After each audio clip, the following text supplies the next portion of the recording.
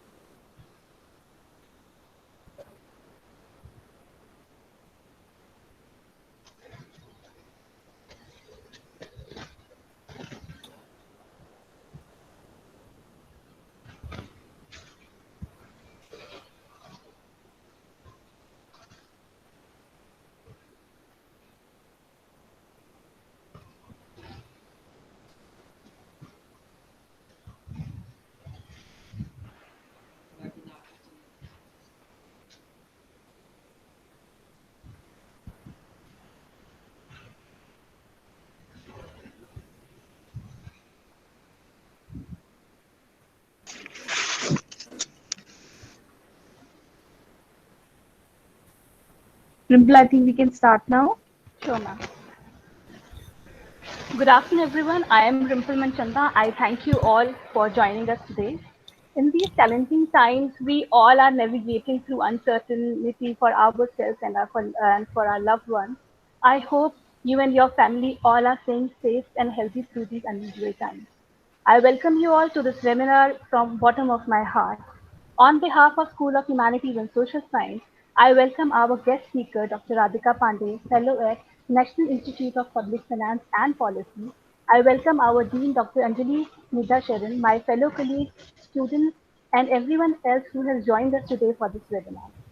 The webinar is organized by School of Humanities and Social Science and presented by G.D. Goenka Uplearn Academy in association with G.D. Goenka University, Gurgaon. My heartfelt thanks to Dr. Pandey for accepting our invitation for today's webinar.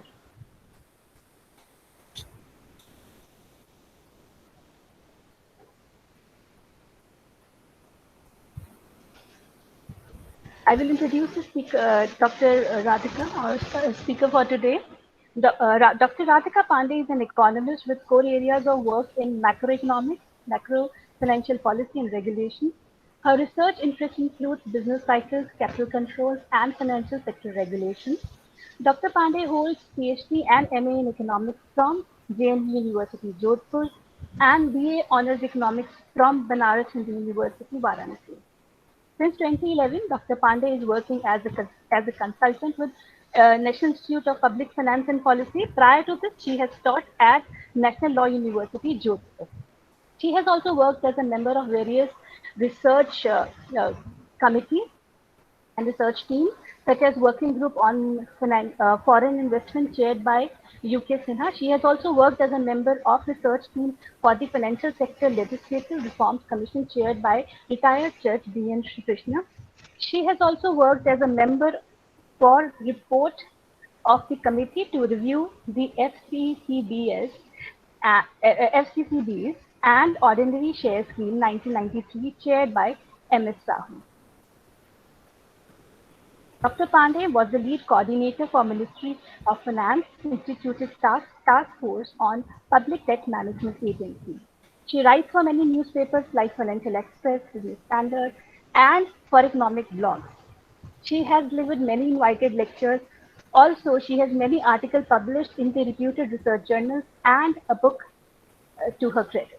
Dr. Pandey would deliver her talk on the theme Economy and the Pandemic Prospects and Challenges. The impact and response to the pandemic have the potential to reshape the world for generations to come, as we have seen in the history. Despite of devising the thoughtful blend of macroeconomic policies and the response to the situation to overcome the negative impact of pandemic, and we can say the coronavirus, COVID-19 on the economy, the first wave of COVID-19 pandemic pushed Indian economy into deep recession. Indian economy was one of the worst hit major economies. Now, as the country is in the clutches of brutal second wave of COVID-19, the question arises whether this second wave would leave India without any severe economic stimulation.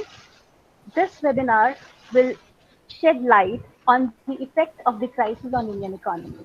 Dr. Pandey will talk about the state of Indian economy and role of monetary policy during the pandemic. Before we begin the talk, I have few things that I want to mention. During the webinar, only speaker would be speaking. All the participants will be muted and cameras will be off. However, we encourage you to participate by asking questions. To do that, type your questions in the chat box at any time during the talk. We will keep track of all the questions and we will take questions in the question and answer round after the talk. The webinar is being recorded. Now, without taking much time, I would request Dr. Pandey to take the dais and begin her talk. Over to you, ma'am. Thank you, Dr. Rimple.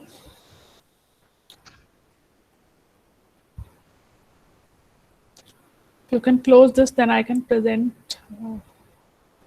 Yes, ma'am.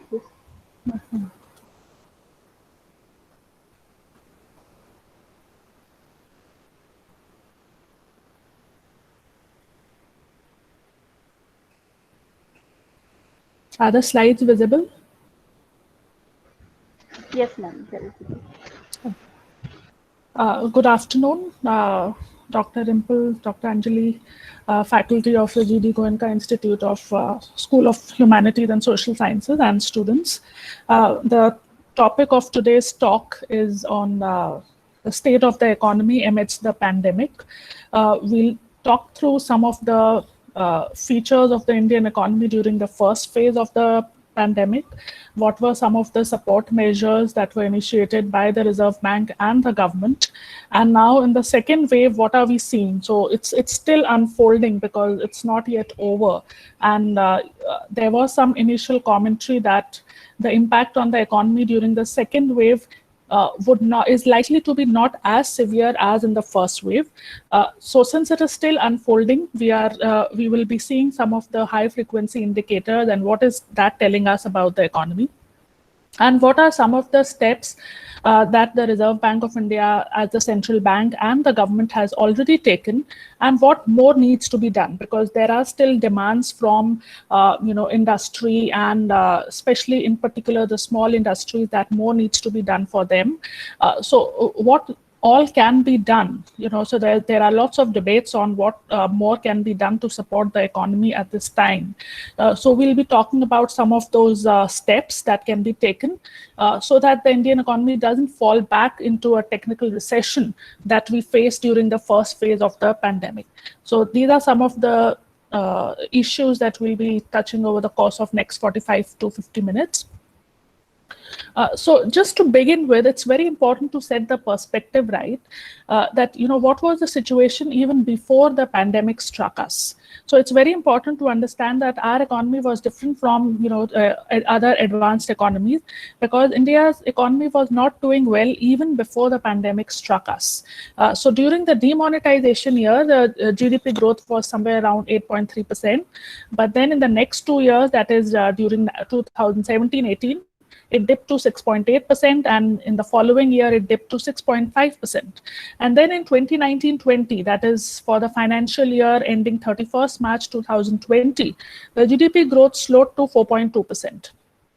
And the Q4 GDP, when we say Q4, that means the January to March quarter of 2020. That time, and we can safely assume that during that time, the economy was not affected by the first wave of the pandemic. During that time, the GDP growth had slowed to 3.1%. So it's important to understand that even before the pandemic had struck us, our economy was passing through a weak phase, not only in terms of GDP growth, but also in terms of our fiscal situation. When we say fiscal situation, the best proxy to measure fiscal situation is fiscal deficit, which is nothing but how much our expenses, our expenditure are more than our receipts. So fiscal deficit had shot up to 4.6% of GDP, while it was targeted to be 3.8%. So in summary, our economy was already in a slowdown mode even before the onset of the pandemic. And this is in contrast to other economies like US or EU, because even before the pandemic, they were not doing badly. And therefore, the kind of stimulus measures that they could provide, Indian economy could not provide, or the Indian state or Indian government could not provide, because we did not have that economic resilience which the other advanced economies were having. So it's very important to put things in perspective. Now, when we started, feeling the heat of the pandemic, we started with what is called the supply side disruptions.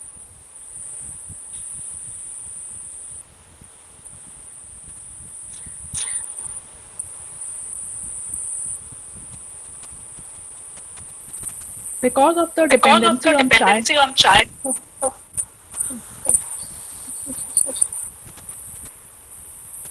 I request all the attendees to put themselves on mute.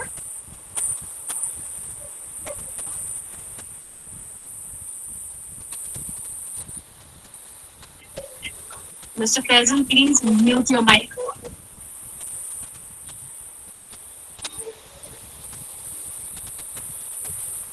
Rimple, please use admin controls to mute his mic.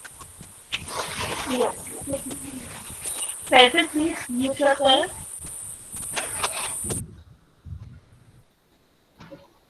Better.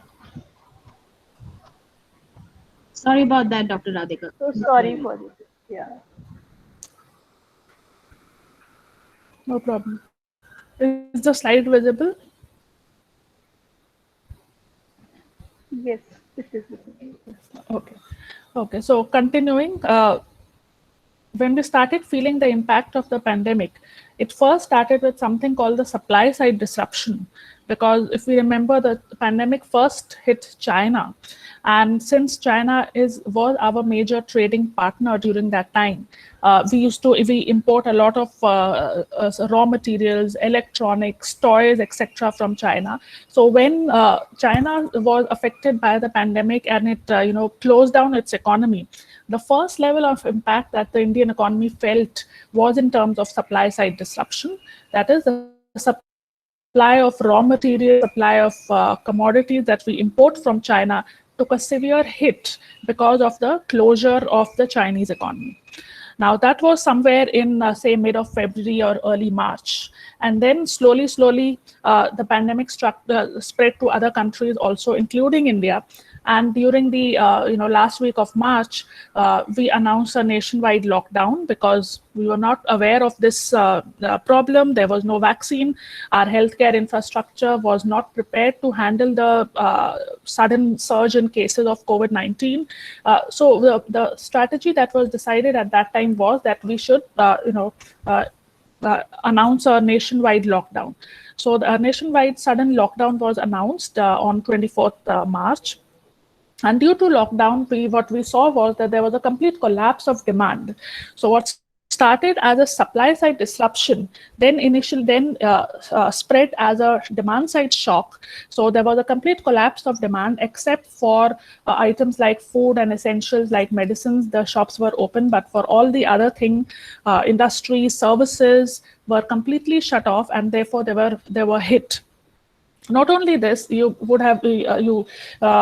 remember that at that time, because of a sudden lockdown, there was a reverse migration from the urban regions to rural regions. And as a result, the unemployment rate, it's a measure which is tracked by the Center for Monitoring Indian Economy, it surged to 23.52% in April 2020 and 21.73% in May.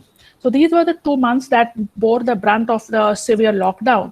And during this period, the manufacturing sector, construction, services, in particular, the contact-intensive services like travel, tourism, they were worst hit. So, and that was visible in terms of unemployment. And then what we saw was in terms of the GDP growth, which is the summary measure of the state of the economy, for the April to June quarter of 2020-21, Indian GDP contracted by 24.4%. It's one of the steepest contraction, as Rimple was pointing out that our economy contracted by one of the steepest pace as compared to other economies. There were other economies that also contracted, but the pace of contraction was not as severe as for India. So that was the first quarter, that is 24.4% April to June quarter. Then July to September quarter also, there was contraction, but not to the same extent as in the first quarter, because by June we started opening up, and in the July to September quarter, there was a gradual resumption of economic activity. As a result, the pace of contractions slowed. But we've slipped into what is called a technical recession. And it's very important to understand this term, which is coined, especially in particular for advanced economies. Technical recession happens when the economy shows 2 quarters of consecutive contraction. Okay, so normally what we see in normal times is that the growth rate might slow down. Okay, so if it is growing at 6%, it might grow at 5.8 or 5.4, but it is still in the positive territory. It's still growth, it's not degrowth. But here what we saw was that for 2 quarters, there was a consecutive contraction. There were what we can say as a negative growth or a deceleration in growth. And so whenever any economy faces 2 quarters of consecutive decline in GDP growth, it is termed as technical recession. And many economies experience this technical recession, though not to the same extent as we faced. US also faced, EU also faced technical recession. So they had 2 quarters of consecutive contraction in GDP growth. Now, in response to this troubling state of the economy, we saw a number of policy measures announced by the government as well as by the RBI. Though there was a lot of debate on whether these policy measures are enough or more needs to be done. There was comparison of India's stimulus measures to the US, because US announced somewhere around 20% of GDP, 30% of GDP, what was our share, and so on. So there were a lot of debate, but just first we'll walk through the various kind of measures that were adopted. The first kind of policy response was to help the poorest of the poor and the vulnerable sections of the economy. So Pradhan Mantri Garib Kalyan package was announced, which provides free food grains to the BPL families and those who are registered under the National Food Security Act. Then there was also announcements to help the women Jan Dhan account holders, poor senior citizens, poor widows and disabled, and under the PM Kisan, which is a scheme to provide rupees 6,000 per year to farmers, to small and marginal farmers. The payment was front loaded for PM Kisan also. Then we have 3 to 4 tranches of what was called the Atmanirbhar package, under which a series of reform measures as well as structural measures were announced. The main highlight of the Atmanirbhar package was rupees 3 lakh crore package for MSMEs. When we say MSMEs, it's the micro, small and medium enterprises. And it is understood that these are the entities that were most hard hit by the pandemic, because they do not have a stock of capital. They have a very short run working capital cycle. So because of the pandemic, suddenly the demand for their products collapsed, even supply of raw materials collapsed. They could not pay their workers. So they were adversely impacted due to the pandemic. And so during the first phase of the Atmanirbhar package that was announced in the month of May, it was decided that first line of protection should be for the MSMEs, which is a small firm. So rupees 3 lakh crore package was announced for them. Then for street vendors, also some package, some financial assistance was announced. For agriculture, series of packages were announced, like concessional credit to farmers, agri infra fund, and so on. This is from the fiscal side, that is the kind of measures that were adopted by the government of India. The finance minister announced these measures in a series of press conferences. Now, the point number 3, 4, and 5 are monetary policy measures, and what we see is that the Reserve Bank of India has been doing a lot of front-loading, taking the heavy lifting of all the reform measures that were announced, that mostly it was done by the Reserve Bank of India. So what were the kind of support measures that were announced from the monetary policy side? First set of measure was that interest rate was cut. When we say interest rate was cut, that means the repo rate. Repo rate is the rate at which the RBI lends to banks. So the repo rate was reduced so that the rate at which banks borrow from Reserve Bank of India, that is reduced. And it was understood that if banks are borrowing at a cheap rate of interest, they will in turn lend to other industries whose businesses are adversely impacted also at a lower interest rate. So there would be a transmission of low interest rate from the RBI side to the banks, and then banks lending to businesses or households who are adversely impacted also at lower cost. So that was the logic behind interest rate cuts. In addition, a lot of liquidity enhancing measures were introduced, and this is not just true for India. If you look at Federal Reserve Bank, which is the US central bank, the ECB, the European Central Bank, the Japanese Central Bank, since the global financial crisis of 2008, a lot of central banks have been adopting a number of what is termed as an unconventional liquidity enhancing measure. Basically, what they do is that they try to put more cash in the system. So what they do is that they buy government securities from the banks, and they provide them cash so that banks have more cash to lend again to the sectors that might need cash.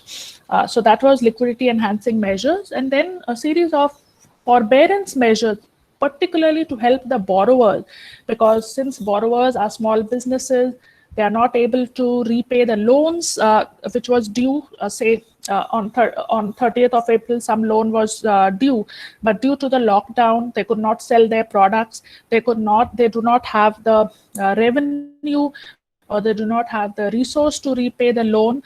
So to help such kind of businesses, a loan moratorium was announced from March till 31st of August 2020. Now, moratorium means that your interest and principal payment is suspended for some time. So till 31st of August, you don't worry about repayment of interest rate. You focus on, you borrow more and focus on reviving the business. So that was the understanding behind a moratorium, and it was till 31st of August. It was not renewed after 31st August, and it was replaced by another more flexible scheme, which is called the one-time restructuring of loans, where it was given, the banks were given flexibility that if they want, they can restructure the loans of some of their borrowers. When we say restructuring of loans, it means that if you are borrowing, your amount is due in X month, you can reschedule it, or you can lower the terms of the borrowing. So restructuring means to make the conditions of payment of loans more easier from the point of view of borrowers. So that is one-time restructuring, which also can include moratorium. That is, you for some time, you again allow the borrowers to not pay interest rate. Then another measure that was announced during that time was that a number of borrowers approached the Supreme Court that this moratorium should be extended beyond 31st of August also.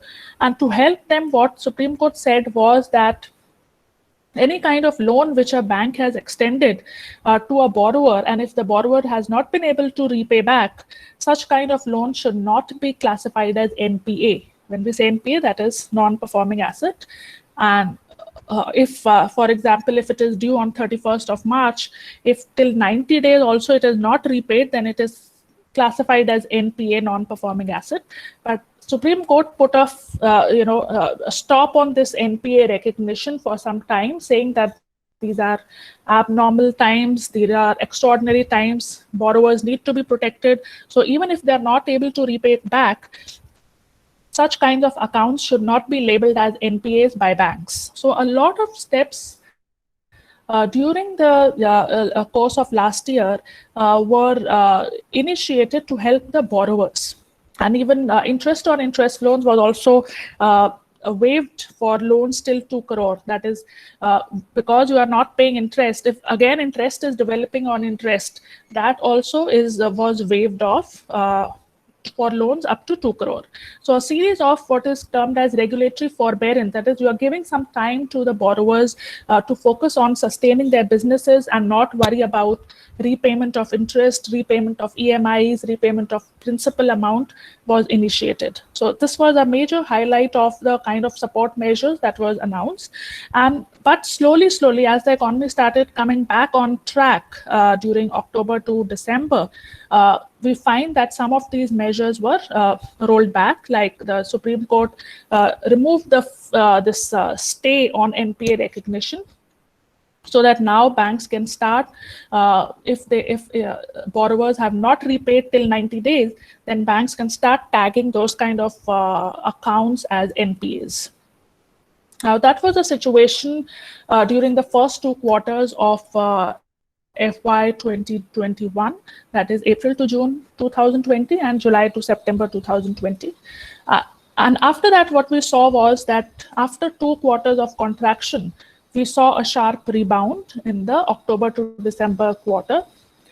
So now in the October to December quarter, the economy actually grew. So it didn't grow at a very fast pace, but what is important to understand is that the recessionary trend that we were witnessing in the April to June and July-September quarter, that was snapped. And in October-December quarter, we saw that the economy actually grew by a modest 0.4%. That is in the October-December quarter. And what we were expecting, this is just before the second wave of the pandemic hit us, that is, we can say from the mid of March. Even before, so just before that, we were expecting all high frequency indicators was showing that the economy was coming back on track. So if we look at the electricity generation, which is a very important proxy for industrial growth, because if industries are running to their full capacity, if industrial production is happening to its full capacity, then electricity generation will have a very handsome number. It will show a good amount electricity generation. Same is true for GST collections, because it's a proxy for the kind of production activity going on in the economy. So electricity generation, GST collections, PMI manufacturing, and PMI services. Now these are 2 very, very important variables which are tracked by HSBC. PMI means Purchasing Managers Index. It's a kind of a survey-based variable where some of the companies in the manufacturing sector are surveyed about what they think will be their growth. And same is the case for services. And it's a very high frequency in the sense that it is very timely released. At the end of the month, the first of timely indications about the state of manufacturing and services, and any number above 50 indicates that the respective sector is under expansion mode. And if the number is below 50, it means that the sector, either manufacturing or PMI services, is in the contractionary zone. So most of the high frequency variables were showing good growth during the months of January and February. And as a result, for the full year 2020-21, which ended on 31st March 2021 financial year, it was estimated that it was projected that GDP would contract by 8%. And this is an improvement over the earlier estimates where, when we were in July, September, the earlier projections were that GDP could contract somewhere around 10 to 11%. But because of the improvement in high frequency indicators that we saw, because of the positive growth in October-December quarter that we saw, it was expected that the overall pace of contraction in the GDP growth would be around 7.5% or 8% and not 10%. So that was definitely an improvement. And so that was the situation. That's a kind of a, first part of the talk that where we talk about what happened during the first phase of the pandemic, what was the source of the crisis, and then what kind of policy measures were initiated, and from side of the government as well as the side of the Reserve Bank of India. And then what did we see in terms of high frequency indicators? High frequency indicators would be monthly and weekly, daily indicators, because GDP is a quarterly number which comes at the lag of 2 months at the end of the quarter. So, for example, the January-March number of GDP will be released only on 31st of May. So it's a very lagging indicator, and to get a more timely picture of the state of the economy, people look at high frequency indicators like electricity generation, survey-based variables like PMI, manufacturing and services. If you see Economics Daily, like Business Standard, they release something called an economy tracker, where they're looking at variables like mobility. Google, people are moving, it indicates that there's some level of economic activity still on in the economy. So till February, we were seeing, and we were quite comfortable that the economy will be growing, and next year, that is starting from 1st of April 2021, we would see positive growth.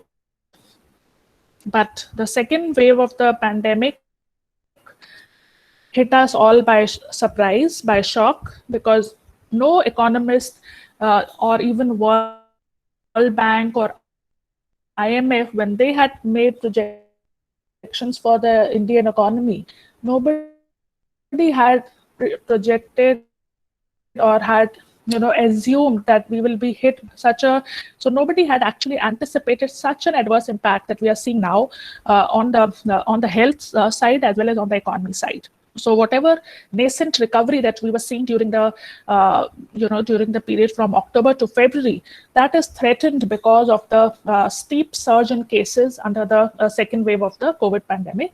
So as a result, what has now happened is that many agencies have downgraded their projections for this year. When we say this year, that means the year that starts from 1st of April 2021 till 31st of March 2022. So many agencies which were earlier projecting a very strong growth for the Indian economy, if you read the IMF World Economic Outlook, they had suggested that India would be one of the fastest growing economies during the year 2021. But now most of the agencies, the brokerage houses like Nomura or Fitch or JP Morgan, they have revised downwards the growth for the for the Indian economy for this entire financial reason for the downward revision in GDP growth is localized restrictions, localized lockdowns, which has resulted in mobility restriction. And as a result, again, businesses are impacted, particularly the small scale industries are impacted, as well as the services sector. Manufacturing, construction, to some extent, it's still insulated from the shock. But services sector, which are highly contact intensive, like travel, tourism, hospitality, these are the sectors which were, they were still not out of the blow of the first wave of pandemic, and now they are impacted by the second wave of pandemic even more adversely. Now, this is very important, and I would urge all of you to look at this indicator, which is unemployment rate, because official numbers comes out with a lag. What is important for us is to look at some indicator or some proxy of how the state of employment or unemployment is moving in the economy. And this is from CMI, that is Center for Monitoring Indian Economy, which comes up with monthly and weekly numbers on state of unemployment and as well as employment. Now, as you can see, the first this is starting the last row is April. This is April 2020, and as you see, we move up. The first row that we are seeing is for the last row is April 2021, where the unemployment rate has again risen to 7.97. And as you see, Jan, Feb, March, unemployment rate was less than 7%. And in the month of April, it has, already reached 8%. And what we now see this time is that the unemployment rate is rising in both urban as well as rural areas. If we look at the initial months, that is, look at say May, June, July, this is for the last year, okay, which captures the impact of the first wave of the pandemic. Overall, in May 2020, the overall unemployment rate was 21.73%, urban 23.14%, and rural 21.11%. Now, what is unemployment rate? How do you define this term called unemployment rate? Unemployment rate means the number of persons who are unemployed, but they are actively willing to work and looking for work as a percentage of the total labor force. So as a percentage of the total labor force in the country, the number of people who are unemployed, but they are it's not that they are not willing to work and they are not actively looking for work. So that's very important, that these are the people who are unemployed, but they are willing and actively looking for work. So in the month of April, which is, we can say the first month where the full impact of the second wave of pandemic is being noticed, we see that there has been a sudden surge in the unemployment rate from the preceding 3 months. So this kind of unemployment we found in the month of December. And again in Jan, Feb, March, there was the second wave of pandemic. We see that unemployment rate has again surged. Now, it's also important to see that where is this unemployment coming from? So now here what we do is we compare the number of persons who were employed in the month of March and April, and we take the difference. And what we find is that what was the extent of job loss month of April was around 73 lakh. That is 7.35 million persons lost their jobs in the month of April. What is even more disturbing is that almost roughly half of this job loss was seen in the salaried sector. Okay, so when salaried people start losing their jobs, a very stable source of income for them is lost, and it's not very easy to find salaried jobs. And what we now expect for them is that they might find employment in some informal sector or farming. They won't find very salaried jobs are hard to find. And if 3.4 million salaried jobs were lost only in the month of April, it is a cause of concern. And even within this 3.4 million people who lost jobs, the salaried persons who lost jobs, what we find is that the bulk of the decline is in the rural areas. That is, out of 3.4 million salaried people who lost jobs, 2.8 million were in the rural sector. Now, this is something which is different from the first wave of the pandemic. And here comes the comparison between the first wave and the second wave. The difference is that during the first wave of the pandemic, the rural sector and the agricultural sector was comparatively insulated from the shock. Rural sector was doing well. We did not see incidents of COVID infections in the rural areas as much as what we saw in the urban areas. But now in the second wave, because of now the strains are so infectious, they are so virulent, that we are now seeing that this infection is spreading to the hinterland, it's spreading to the rural areas also.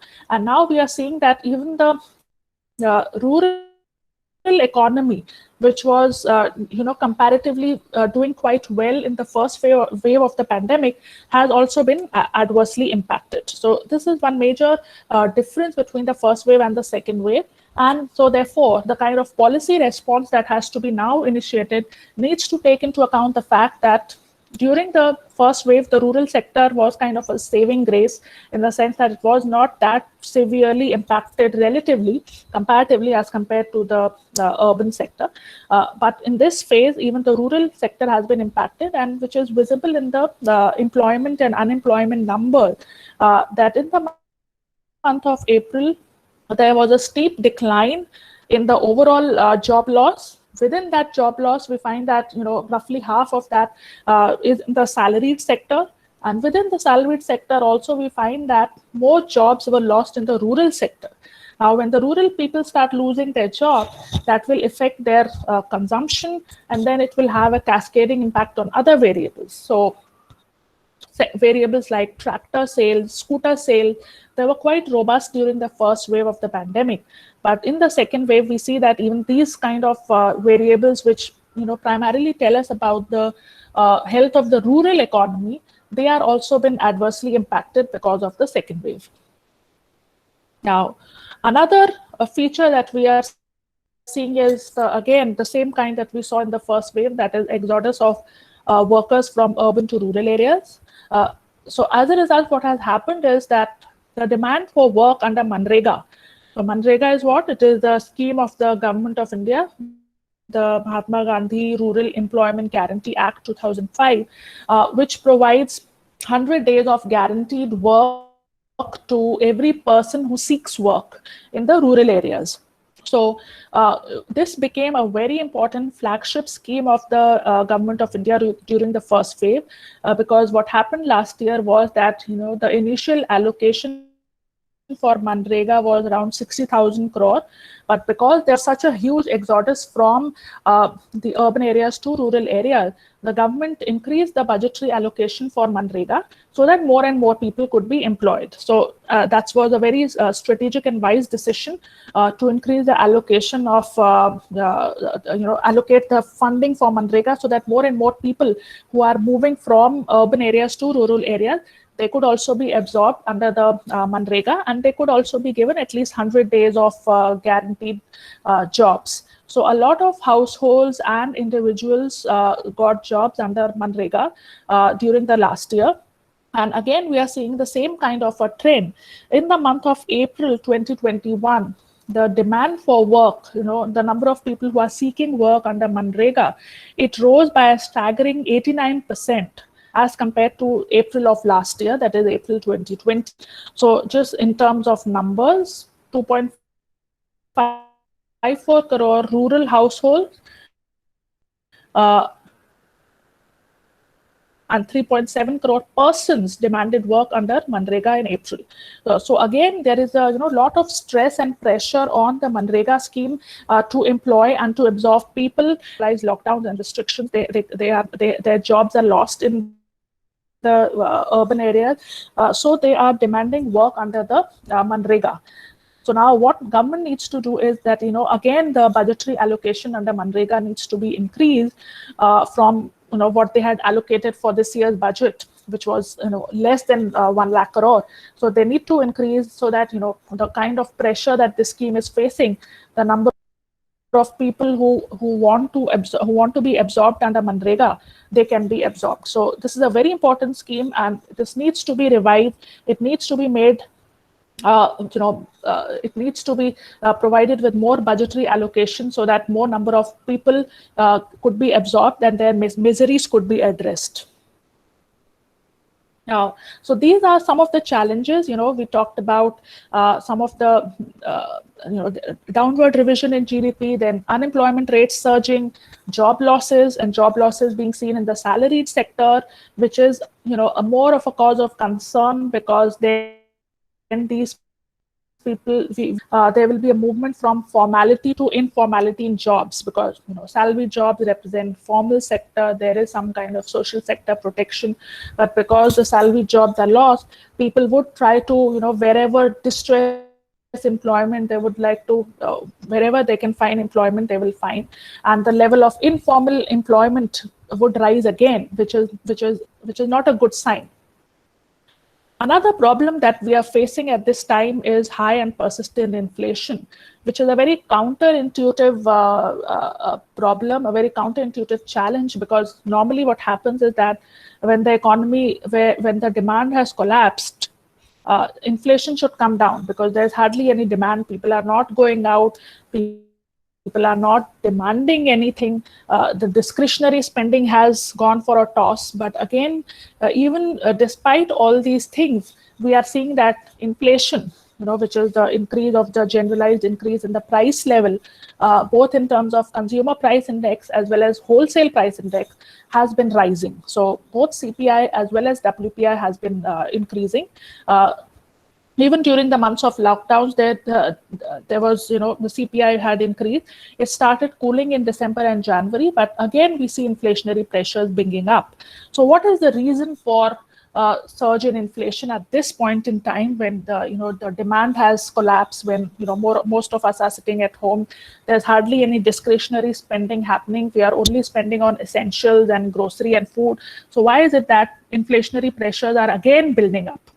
So while in the first wave of pandemic, the reason for inflation was due to supply side disruptions caused due to lockdown.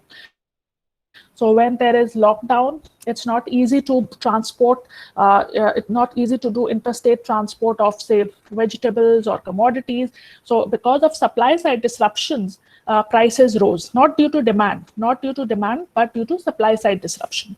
But what we are seeing now, during the second wave of the pandemic, we are seeing a very peculiar thing, that inflation is rising because of recovery in advanced economies. Because you see that if you look at advanced economies, say US or UK or EU, in those economies, they have vaccinated a considerable chunk of their population, and hence they are slowly opening up. While we are now doing lockdowns, localized lockdowns at various stages, but in other advanced economies, their GDP, their economy has now started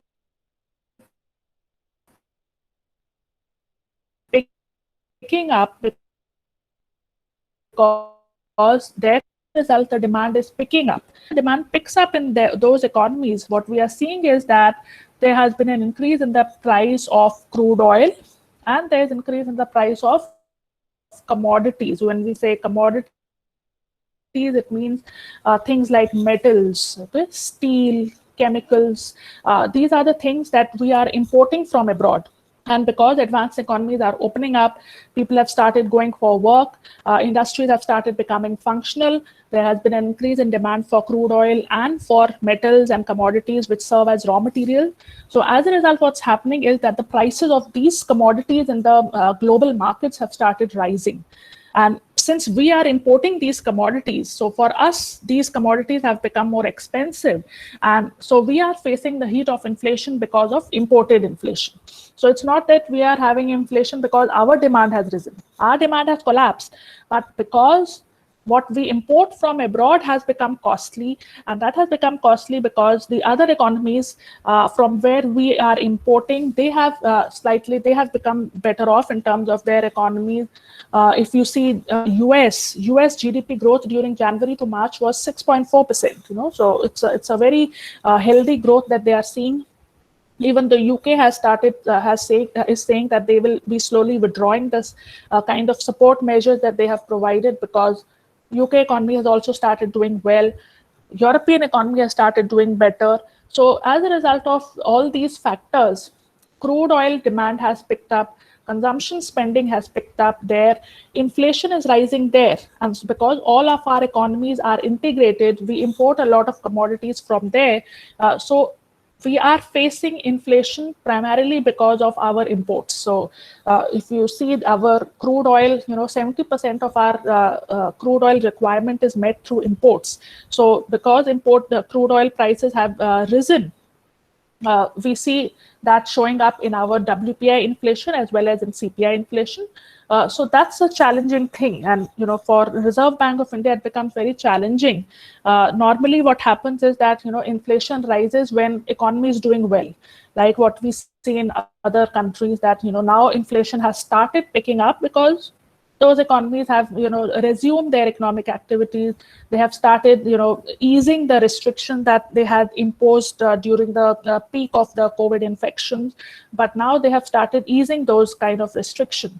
But we have not done that, and are facing the heat because of the imported inflation. Now that poses a challenge for the conduct of monetary policy in India. What should we do? Should the Reserve Bank of India increase interest rate to calm down inflation?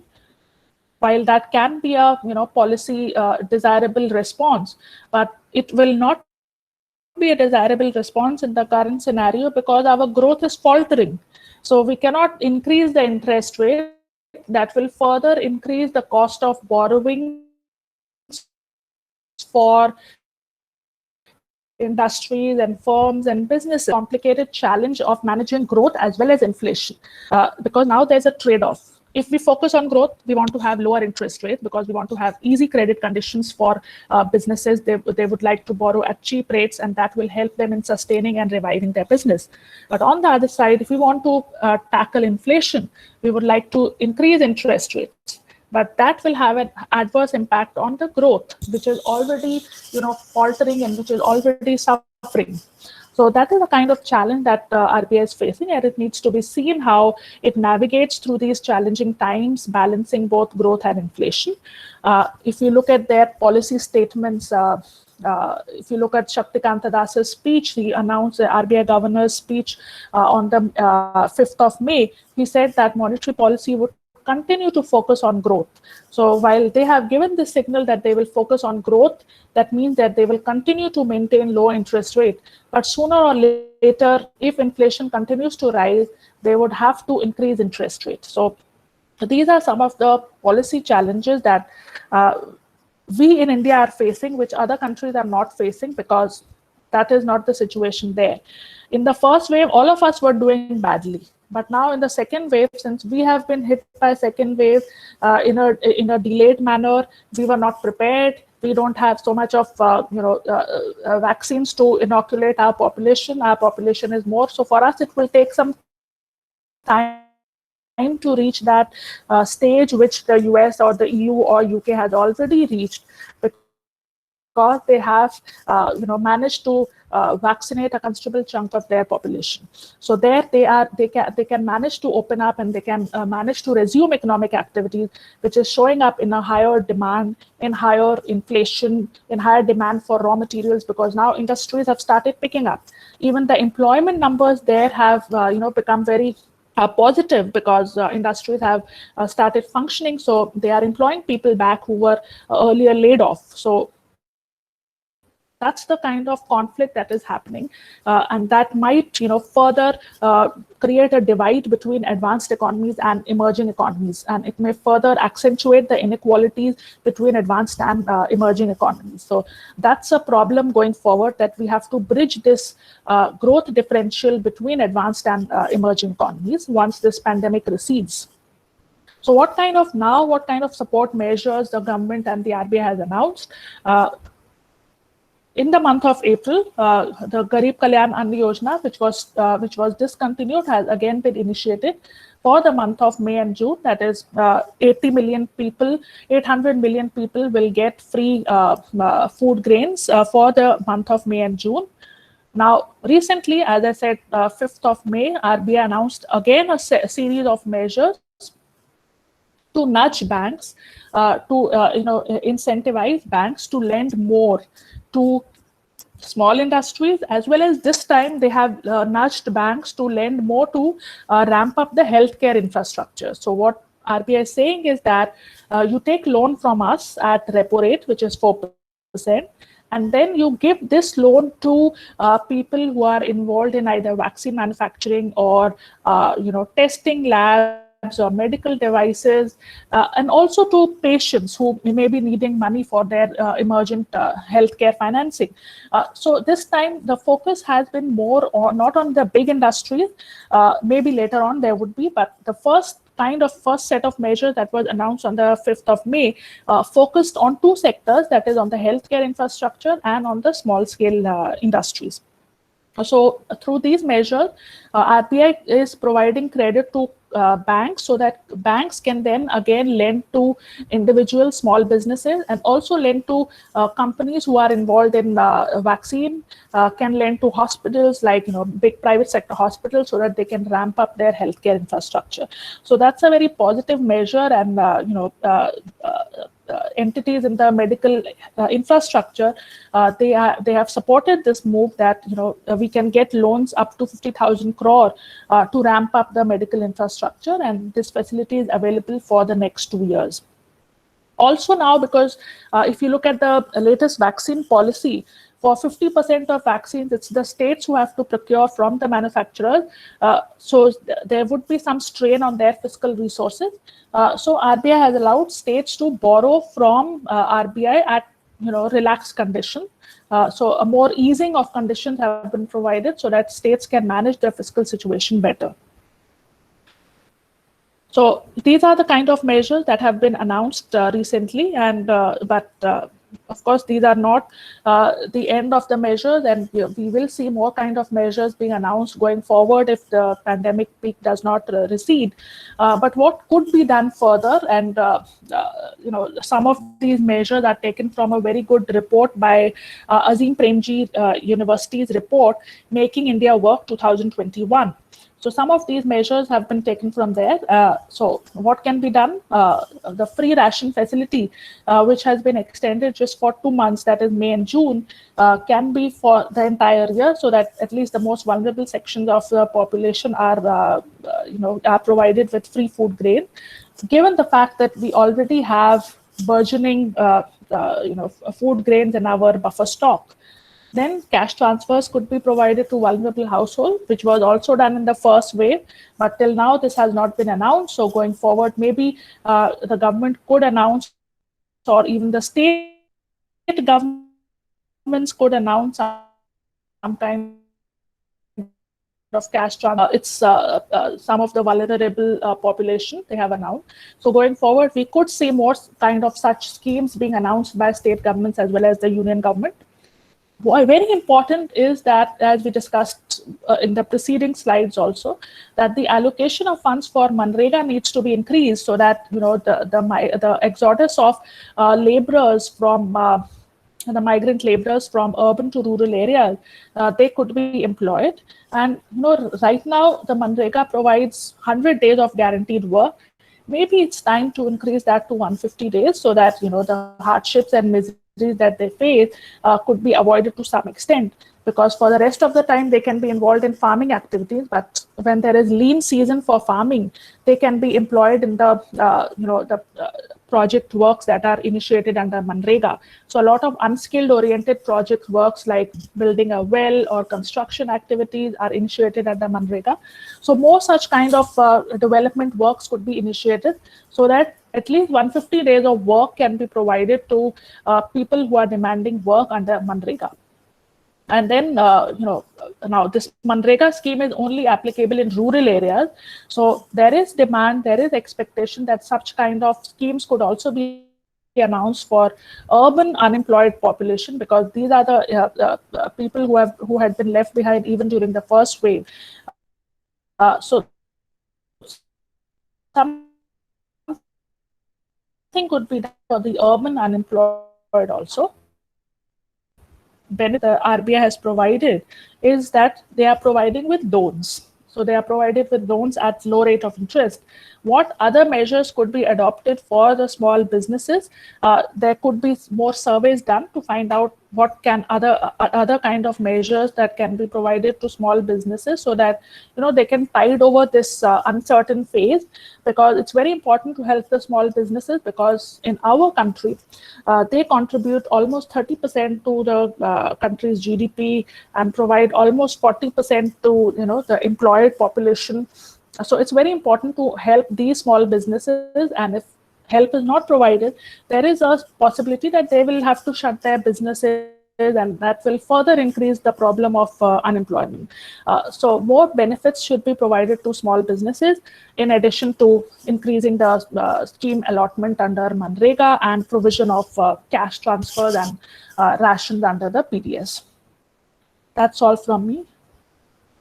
Thank you.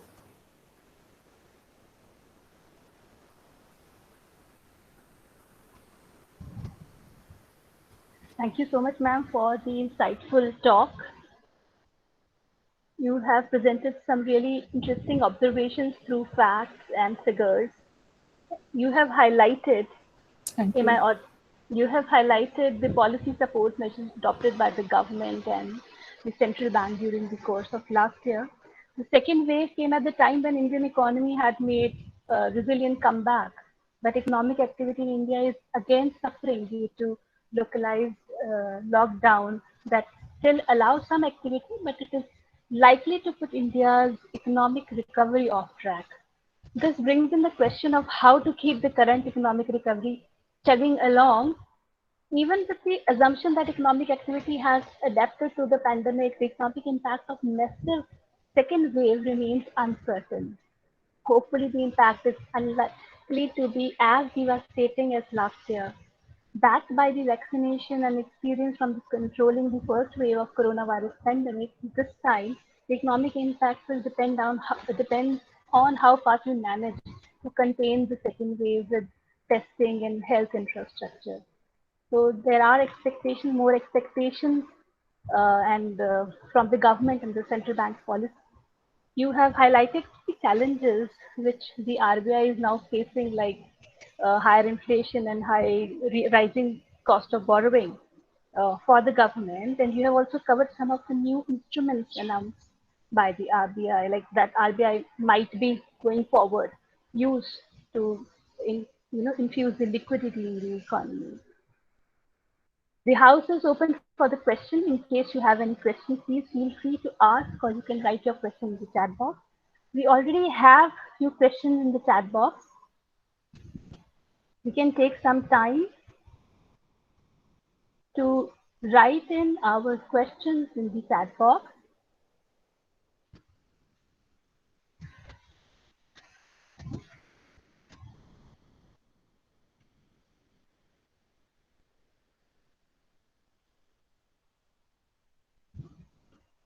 And can we start with answering the questions? We already have 3-4 questions in the chat box.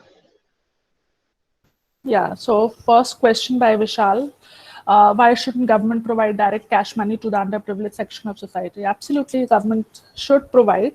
As I said last time, while answering such questions or while dealing with such challenges, we should be mindful of the fact that government's fiscal situation is not as great as the kind of fiscal situation of other countries for various reasons of previous policy measures. So one thing is that we can't compare the kind of stimulus measures that other countries have been providing, because look at US. It's providing the Biden administration now has provided $1.9 trillion of stimulus and now $4 trillion of stimulus. So that kind of stimulus one cannot expect from the Indian government because of our strained fiscal situation. But yes, there should be more focused support on vulnerable sections of the society.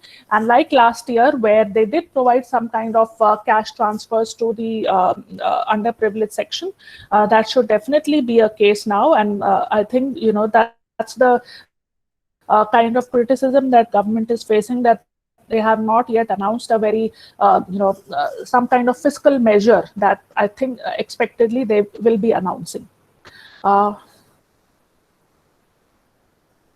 What are government incentives to hold back the migrant workers in their respective villages? As we know, Manrega provides very less wage rate. You are again absolutely right. If we look at the kind of wage comparison between what Manrega provides and even other the state wages, what we find is that Manrega wages is somewhere around rupees 200 per day, which is very low. And a lot of studies and expert committees have made this recommendation that this wage needs to be increased. There was also representations under the RTI, the Right to Information Act, to find out, how they have come up with this wage rate, what's the criteria, and if it is linked to the inflation, if it is linked to the consumer price index, it should have been raised. But they have not provided a very satisfactory answer to this. But many committees have raised this concern that wage rate should be increased. Not only that, the other major problem that Manrega faces is that the workers are not getting wages on time. and they go to ATMs. The ATMs are not functioning. The dispute resolution mechanism is not very sturdy and robust. So while Manrega is a very important flagship scheme which has helped in a lot of workers, but there are a lot of bottlenecks, and these bottlenecks need to be addressed so that Manrega becomes even more effective in helping and preserving livelihoods of people who had lost their jobs. But once what we saw in the last year also, that once the economy started opening up, there was again migration from rural to urban areas back, because Manrega wages are quite low, and in order to encourage people to stay back, they have to be provided higher wages. There's no comparison between the kind of wages they get in urban areas and in the rural Manrega. So there has to be some parity, and there has to be some work on that field, and many people have raised that concern, but it has not yet been addressed. Okay, now Abhishek's question is on the impact of these measures on the country's banking and financial system. Now, this is something that we'll be able to find out over the course of the next 4 to 5 months, when expectedly or hopefully the pandemic recedes. Because right now what's happening is that banks are being nudged to give more loans. Regardless of whether those loans will be repaid back or not, banks, small finance banks, microfinance institutions, they are being nudged by the RBI to provide loan. Because right now the the focus is not on the balance sheets of banks, but the focus or the immediate concern is that those who are needing credit, they should be provided loans at cheap rates of interest, at low rates of interest. But going forward, what might happen is that if these industries or those who have borrowed under the present schemes, if they are not able to repay these loans, then what will happen is that the bank's NPAs will surge. Banks' non-performing assets will rise, and then they will have to provision more capital to address their NPAs, and then they might demand more money from the central bank, especially the public sector banks might be demanding money for recapitalization because their financial position goes bad. And their financial position goes bad because they have to, implement the government schemes like Jan Dhan Yojana and, helping the small scale industries. Even without collateral, they have to provide, loans to small scale industries, MSMEs, micro small industries, small businesses. So right now, the concern is that, you should provide them loans. Banks are being told, encouraged to provide loans. But going forward, it needs to be seen how much of these loans come back to the banking system in a timely manner. And if it doesn't come back to the system, then the financial system or the banking system is going to suffer in the next round of crisis, because it will lead to an increase in their NPAs. Pranav's question: necessary element in order to achieve sustainable growth is government's monopoly on violence. Massive reforms are absolutely correct. There have to be reforms of police and judicial system. Most of our politicians have criminal cases. Yes, that's a long pending problem that we need to have more judicial reforms. That's a long pending problem, and I don't think that can be addressed in the pandemic situation. And given the scope of this, the current discussion, that's a pending problem, and that needs to be addressed to ensure medium term, long term sustainable growth. And unless these, conditions are addressed, we cannot hope to have a sustainable form of ease of doing business. Even will not happen unless these reforms are initiated for ensuring medium and long-term growth. What additional steps could be taken by the government and the RBI? Now, this is very important, and even though MSMEs, micro, small, and medium enterprises have been provided some kind of assistance in the 5th May package that was announced, what they need is that they are suppliers to a lot of government departments and public sector enterprises. Now, what happens is that one of the persistent problem that they are facing is the problem of delayed payments. Okay, so MSMEs are not getting their payments back on time. There's a payment delay of more than 45 days. Somewhere it is 90 days. And as we know that they have a very tight profit margin, they have a very tight working capital cycle. If they are not paid their funds, if they are not paid their dues on time, that starts affecting their financial position. So one of the kind of low-hanging fruits that can be addressed, at least at this time, is that government should ensure that they get their timely dues, both government as well as the public sector enterprises. That's one. And the second is that there is a framework called TREDS, Trade Receivables Electronic Discounting System. More and more buyers of MSMEs should register on TREDS so that they can discount their invoice and can receive liquidity. So there is, if you are more interested in MSMEs, there is a very good RBI committee report on MSMEs chaired by UK Sinha. You must read that report. It tells us a lot about, it gives us interesting insights on the state of the MSMEs and what can be done to improve the functioning of MSMEs.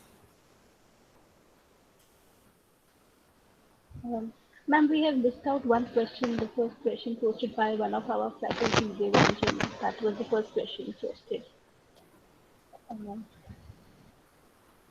If you can, should I read it out for you? Yes, last year India's debt was around 147 lakh crore against this year's estimated GDP of 194 lakh. This year government plans to borrow another 12 lakh crore. How will India manage economic growth having such high debts? Absolutely. So India's debt to GDP ratio has exploded, and it's expected that normally also we are one of the highly indebted nation in terms of our debt to GDP ratio. Our debt to GDP ratio, even before the pandemic struck us, was around 68 to 70% of GDP, and now it's expected that we will be having some 90% of debt to GDP ratio. But the problem is that this is not just for India. Even most of the economies, if you read the World Bank's report, the debt to GDP ratio of most of the economies have risen. Yes, the government plans to borrow 12 lakh crore in the current situation. And if you see what RBI is doing, is that RBI is trying to manage the government's borrowing program of 12 lakh crore at low rates of interest. So it's if you would have heard, RBI has started a new scheme called GSAP, Government Securities Acquisition Program, where it's buying back the securities so that the interest rate comes down. So RBI, as the debt manager, is doing all it can to ensure that the government is able to borrow this huge amount of 12 lakh crore at low rates of interest. But it's going to be a challenging time. Now, how will India manage economic growth with high debts? For some time, growth can be managed, but if you look at the identity, which is rate of interest and rate of growth, what we need to do is that we need to control our R. Okay, so there is this comparison of R and G, the basic identity equation, that the rate of growth of the economy should be greater than the rate of interest. So long as the rate of growth is greater than the rate of interest, we can manage to achieve comfortable economic growth. Even the economic survey of this year has talked about this, that even though we are indebted, we can potentially attain higher rate of growth if we are able to control the cost of borrowing, so that our primary deficit does not explode. So one is our fiscal deficit, the other is primary deficit, which is if we take out the non-interest, if we take out the interest payment. So let us compare, for this answering this question, let us compare R with G. R is the rate of interest on borrowing and G is the growth rate. So long as the growth rate is more than the R, we can expect to achieve higher growth rate.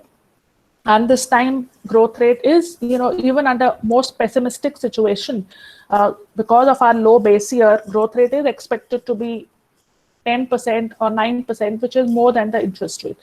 So this problem is going to be persistent. It will pose a drag on the economy if we have this kind of, borrowing requirements every year. But if you see the Finance Commission report, they have suggested that this borrowing should gradually come down.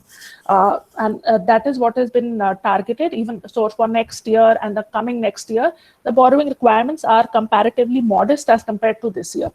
This time it has to be more because the revenues have collapsed and spending commitments have increased. So there is no other option but to have higher borrowing. But so long as the rate of growth of the economy is greater than the rate of interest, one can, navigate through this challenging situation.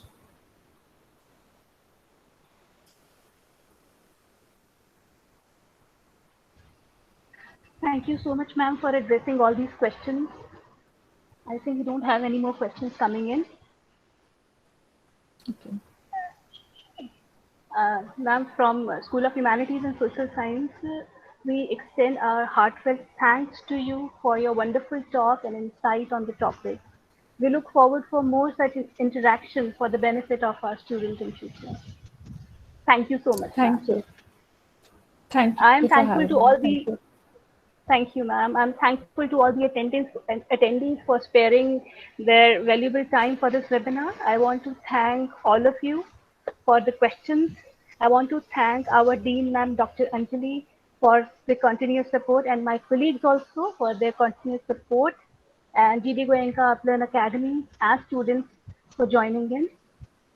We look forward for more such interactions, and my heartfelt thanks to all of you. Thank you so much. Thank you. Thank you, ma'am.